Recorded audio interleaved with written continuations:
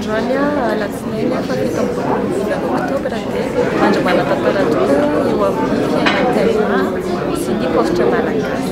Androany zany dia misy ny avina ny fiaraha-miasa eo amin'ny Telma zany izy io ary ny postre. Izany hoe manomboka izao zany dia afaka aloha amin'ny alalan'ny vola zavatra rehetra ataon'ny postre ary afaka ihany koa mametraka sy maka vola eny libra ao amin'ny postre eny am-pandeha.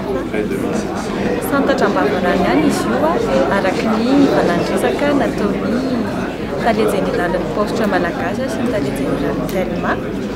Fa ao aoriana kely ao dia hodinihana hoe inona daholo zany no afaka ataon'ny Telma natsarana kokoa an'ireo service eo amin'ny postre toy ny hoe fanambogadiny ireo karatra Telma.